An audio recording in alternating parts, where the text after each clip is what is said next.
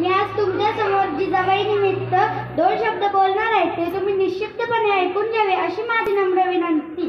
एकुलती एक लाडाची लेक जिजाऊ शिकते भाला फेक.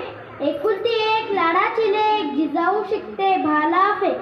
आदिशक्ती तुळजाभवानी आणि या आदिशक्तीचे वास्तव्य, मांगल्य आणि पावित्र्य असणाऱ्या राजमाता जिजाऊ माँसाहेब उभ्या हिंदुस्थानाचं आराध्य दैवत शिवछत्रपती महाराज शिवाजी महाराजांनी या महाराष्ट्राच्या मातीला कसं जगायचं, कसं वागायचं, कसं लढायचं हे शिकवलं.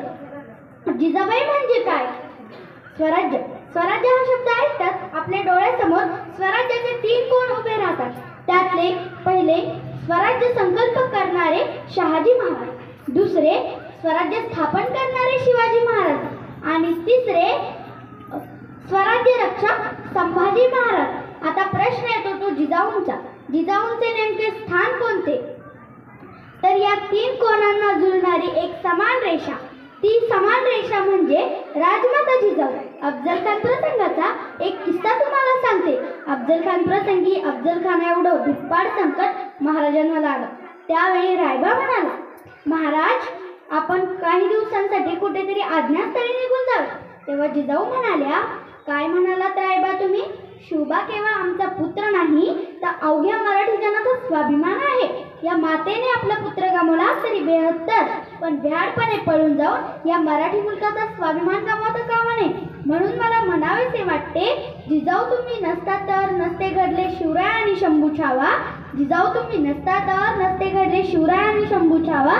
जिजाऊ तुम्ही नसता तर नसता मिळाला स्वराज्याचा ठेवा, नसता मिळाला स्वराज्याचा ठेवा. जिजाऊ तुम्ही नसता तर नसते लढले मावळे. जिजाऊ तुम्ही नसता तर नसते लढले मावळे. जिजाऊ तुम्ही नसता तर नसते दिसले विजयाचे सोहळे, नसते दिसले विजयाचे सोहळे. जय जिजाऊ जय शिवराय हे बोलताना आधी आपण जय जिजाऊ जय शिवराय, कारण जिजाऊ जन्मल्या असत्या तर शिवबा जन्मले असते.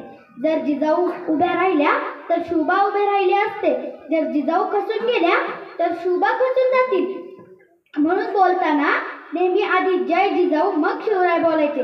शेवटी मी एवढंच बोलेन, मुजरा माझ्या त्या मा जिजाऊला, मुजरा माझा त्या मा जिजाऊला, जिने घडविले शूर शिवबाला. साक्षात होती ती आई भवानी, जन्म घेतला तिच्या पोटी शिवानी. मराठी मातीत केला त्याने गनिमी कावा, तो एकच